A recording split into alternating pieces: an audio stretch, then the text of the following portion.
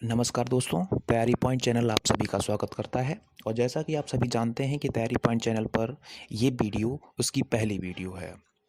और इस वीडियो में हम इतिहास को लेकर आए हैं, जो कि हर कंपटीशन एग्जाम में कहीं ना कहीं कोई ना कोई क्वेश्चन जरूर आता है। ठीक है ना। तो हम ऐसे ही कुछ स्पेशल कुछ इंपॉर्टेंट पॉइंट्स को लेकर आए हैं जिनसे 100% संभावना रहती है क्वेश्चन आने की। तो आज इतिहास में हम कुछ हड़प्पा सभ्यता फिर सिंधु घाटी सभ्यता के बारे में जानने वाले हैं। लेकिन उससे पहले मैं आपको बताना चाहता हूँ कि आप मेरे चैनल को सब्सक्राइब तभी करें जब आप वीडियो देख लें। वीडियो को लाइक भी तभी करें जब आपको वीडियो पसंद आए। आप इतने खुद समझदार हैं कि मुझे शायद बोलने की ज़रूरत नहीं पड़ेगी। तो आइए टाइम को ना वेस्ट करते हुए हम अपना काम स्टार्ट करते हैं। आपकी स्क्रीन पर सिंधु घाटी सभ्यता फिर हड़प्पा सभ्यता दिख रहा है। हड़प्पा सभ्यता को हम आज पढ़ने वाले हैं। आपने सोचा कि सिंधु सभ्यता क्यों नहीं बोला? भाई सिंधु सभ्यता फिर हड़प्पा सभ्यता ये दोनों नाम एक ही है। मैं आपको इसको डिटेल में आगे आपको बताने वाला हूँ। तो चलिए नेक्स्ट देखते हैं। पहला पॉइंट कहता है कि हड़प्पा के टीलों की ओर सर्वप्रथम 1826 ईस्वी में चार्ल्स मैसन एक व्यक्ति थे जिन्होंने लोगों का ध्यान आकर्षित किया। मतलब इन्होंने ही सबसे पहले 1826 ईस्वी में हड़प्पा के टीलों की ओर लोगों का ध्यान आकर्षित किया था। ठीक है ना। नेक्स्ट पॉइंट आपको बोलता है कि 1856 ईस्वी में जॉन ब्रिंटन एवं विलियम ब्रिंटन ने हड़प्पा के टीलों से प्राप्त ईंटों का उपयोग लाहौर से कराची तक रेलवे लाइन बिछाने में किया। मतलब ये दोनों भाई थे, जॉन ब्रिंटन और विलियम ब्रिंटन। इन्होंने 1856 ईस्वी में हड़प्पा के टीलों से, मतलब वहाँ पे जो उन्हें टीलें मतलब ईंटें जो प्राप्त हुई खुदाई से या फिर किसी से भी हुई होंगी उस टाइम में, तो उन्होंने उन्हें जो ईंटें प्राप्त हुई उन्होंने उन ईंटों का उपयोग लाहौर से कराची तक रेलवे लाइन बिछाने में किया। आइए नेक्स्ट पॉइंट कहता है कि 1853 ईस्वी में एवं 1856 ईस्वी में अलेक्जेंडर कनिंघम ने हड़प्पा के टीलों का सर्वेक्षण किया। ठीक है ना। आइए नेक्स्ट पॉइंट कहता है कि भारतीय पुरातत्व विभाग के जन्मदाता अलेक्जेंडर कनिंघम को मानते हैं। ठीक है ना। नेक्स्ट पॉइंट कहता है कि भारतीय पुरातत्व विभाग की स्थापना का श्रेय लॉर्ड कर्जन को प्राप्त है। आप ये वन लाइनर के जो पॉइंट्स आपको दे रहा हूँ ये बहुत ज़्यादा इंपॉर्टेंट है, इनसे ही क्वेश्चन आता है। ठीक है ना। देखिए नेक्स्ट पॉइंट कहता है कि हड़प्पा सभ्यता कांस्य युगीन सभ्यता थी। चलिए आगे देखते हैं। इसका नेक्स्ट पॉइंट कहता है कि सर्वप्रथम 1921 ईस्वी में भारतीय पुरातत्व सर्वेक्षण विभाग के महानिदेशक सर जॉन मार्शल के निर्देशन में राय बहादुर दयाराम साहनी ने पंजाब का मतलब है कि वर्तमान में पाकिस्तान के मोंटगोमरी जिले के रावी नदी के तट पर स्थित हड़प्पा का अन्वेषण किया। अन्वेषण का मतलब है कि खोज करना, खोज की। ठीक है ना। तो यहाँ पे आपको 2-3 पॉइंट एक पॉइंट के अंदर ही मिल रहे होंगे। एक तो 1921 आपको उसकी वर्ष मिल रही है। दूसरा है कि महानिदेशक कौन थे, तो जॉन मार्शल आपको मिल रहे हैं। उसके बाद में निर्देशन किसके निर्देशन में किया, तो राय बहादुर दयाराम साहनी। ठीक है ना। पंजाब वर्तमान पाकिस्तान, उसके बाद में मोंटगोमरी जिले के रावी नदी के तट पर। ठीक है ना। तो ये चीज़ें आपको एक ही पॉइंट के अंदर 3-4 चीज़ें मिल गई हैं। नेक्स्ट पॉइंट देखिए आपको बोलता है कि अब हम नामकरण के बारे में जानने वाले हैं कि मतलब जो हड़प्पा सभ्यता है फिर सिंधु घाटी सभ्यता है, इसका जो नामकरण हुआ है, जो नाम पड़ा है, वो किस तरह पड़ा है। तो देखते हैं। पहला पॉइंट कहता है कि इस सभ्यता के लिए तीनों नाम मतलब सिंधु सभ्यता, सिंधु घाटी सभ्यता और हड़प्पा सभ्यता का प्रयोग होता है। मतलब ये तीनों नाम हम लोग यूज करते हैं कहीं ना कहीं पे। ठीक है ना। लेकिन सबसे इंपॉर्टेंट पॉइंट ये रहा कि पुरातत्व की परंपरा के अनुसार किसी सभ्यता का नामकरण उसके खोजे गए स्थल के नाम पर किया जाता है। मतलब जब भी कोई खोज होती है तो सबसे पहले जो नाम मिलता है उसके नाम पर ही उस खोज का नामकरण होता है। तो इसीलिए इसका सर्वाधिक उपयुक्त नाम हड़प्पा सभ्यता है। ठीक है ना। आप शायद अब सही समझ गए होंगे। चलिए आगे देखते हैं। हड़प्पा सभ्यता को तृतीय कांस्य युगीन सभ्यता भी कहा जाता है। ठीक है ना। आप नोट करते रहिए, आप सीखते रहिए कि हड़प्पा सभ्यता को तृतीय कांस्य युगीन सभ्यता भी कहा जाता है। आगे कांस्य युग की दो अन्य सभ्यताएं, कांस्य युग की भी दो अन्य सभ्यताएं हैं। पहला मिस्र है और दूसरा मेसोपोटामिया थी। ठीक है ना। देखिए नेक्स्ट पॉइंट क्या कहता है कि सिंधु सभ्यता के अब तक खोजे गए स्थलों में, मतलब सिंधु सभ्यता का मतलब है कि हड़प्पा सभ्यता में अब तक खोजे गए स्थलों में 917 स्थान भारत में है, 481 स्थान पाकिस्तान में है और 2 स्थान अफगानिस्तान में है। ठीक है ना। यहाँ पर आपको 3 पॉइंट मिल रहे हैं। स्थल स्थल जो है एक तो भारत के मिल गए, पाकिस्तान के मिल गए और अफगानिस्तान के मिल गए। ठीक है ना।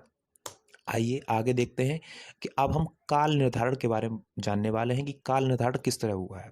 तो आइए, पहला पॉइंट कहता है कि रेडियो कार्बन 14 या फिर C14 के विश्लेषण के आधार पर डीपी अग्रवाल एवं रोमिला थापर, ये दो व्यक्ति हैं अलग अलग, ठीक है ना। मतलब डीपी अग्रवाल और रोमिला थापर के द्वारा हड़प्पा सभ्यता की तिथि 2300 ईसा पूर्व से 1750 ईसा पूर्व मानी गई है। मतलब इन लोगों ने जो इसके जो तिथि दी है वो 2300 ईसा पूर्व से 1750 ईसा पूर्व दी है। देखो, बहुत सारी तिथियां अलग अलग लोगों ने दी हैं, लेकिन जो डीपी अग्रवाल और रोमिला थापर ने जो तिथि दी है, जो बताई है 2300 ईसा पूर्व से 2700 ईसा पूर्व, ये सर्वाधिक उपयुक्त है। इसीलिए मैंने आपको नोट में एक लाइन बता दी है कि ये मत सर्वाधिक मान्य प्रतीत होता है।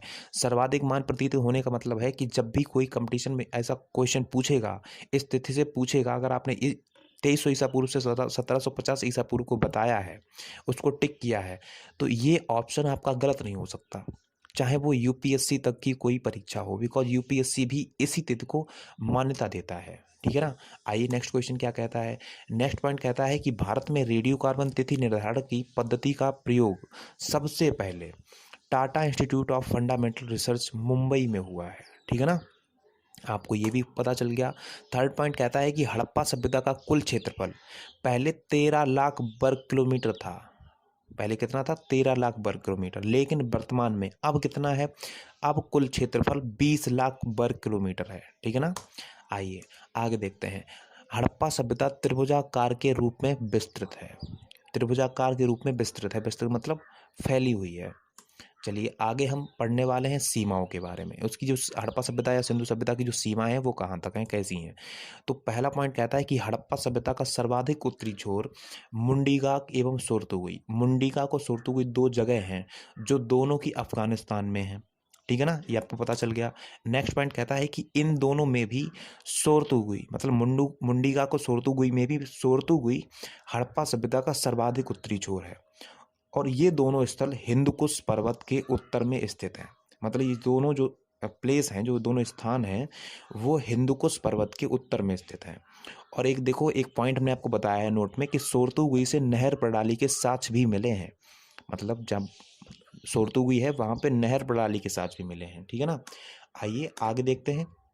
अगला पॉइंट कहता है कि सोरतुगुई की खोज 1976 ईस्वी में हुई और ये आमू दरिया के किनारे स्थित है, ठीक है ना। यहाँ पे दो पॉइंट आपको मिल रहे हैं, एक तो सोरतुगुई की खोज 1976 ईस्वी में हुई, सेकंड पॉइंट कहता है कि ये आमू दरिया के किनारे स्थित है। चलिए नेक्स्ट पॉइंट देखते हैं कि मुंडीगाक दक्षिण अफगानिस्तान में स्थित है। जो मुंडीगाक है वो दक्षिण अफगानिस्तान में स्थित है आपका, ठीक है ना। थर्ड पॉइंट कहता है कि सैंधव स्थलों का सर्वाधिक संकेंद्रण, संकेंद्रण का मतलब है विस्तार, हकरा और घग्गर सरस्वती मार्ग में है। आइए अगला हम पढ़ने वाले हैं निर्माता। इसके जो निर्माता हैं वो कौन है या फिर कैसे हैं, ठीक है ना। तो पहला पॉइंट कहता है कि सिंधु सभ्यता में कम से कम 4 प्रजातियां थीं। पहली प्रोटो ऑस्ट्रेलाइड, दूसरी भूमध्य सागरीय, तीसरी अल्पाइन और चौथी है मंगोलाइड। आपको हमने सेकंड पॉइंट भूमध्य सागरीय में एक छोटी सी पॉइंट आपको आगे बता दिया है कि इनका संबंध द्रविड़ जाति से बताया जाता है, ठीक है ना। आइए नेक्स्ट पॉइंट देखो आपको क्या बताता है। हड़प्पा सभ्यता के लोग मुख्यतः भूमध्य सागरीय थे। मतलब जो हड़प्पा सभ्यता के जो लोग थे वो भूमध्य सागरीय थे, ठीक है ना। भुवन सागरीय मतलब सेकंड वाला, ठीक है ना। थर्ड पॉइंट देखो क्या कहता है। हड़प्पा सभ्यता के निर्माता संभवतः द्रविड़ थे। मतलब भूमध्य सागरीय जो थे, हमने उसके आगे आपको बता दिया था कि इनका संबंध द्रविड़ जाति से बताया जाता है, ठीक है ना। चलिए आगे देखते हैं। अगला पॉइंट कहता है कि सर्वप्रथम बीवी लाल ने प्रतिपादित किया कि हड़प्पा सभ्यता के लोग ऋग्वैदिक लोग एक ही थे, ठीक है ना। आइए अब हम विकास के बारे में पढ़ना चाहते हैं, मतलब जो इसका हड़प्पा सभ्यता का जो विकास हुआ है वो किस तरह हुआ है। चलिए देखते हैं।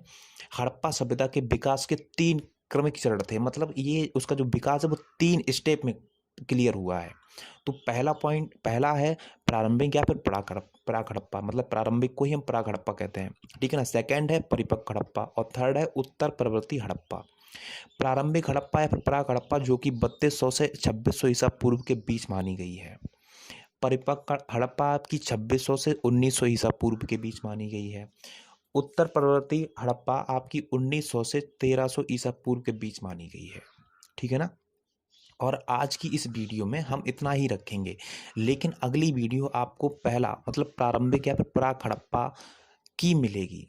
ठीक है ना, प्रारंभिक या प्राक हड़प्पा में हम आपको फुल और डिटेल में आपको बताएंगे कि इसमें क्या क्या मिला है, किस किस के साक्ष्य मिले हैं और कैसे कैसे ये स्टार्ट हुई है। ठीक है ना, चलिए आज के लिए बस इतना ही रखते हैं और थैंक यू वेरी मच।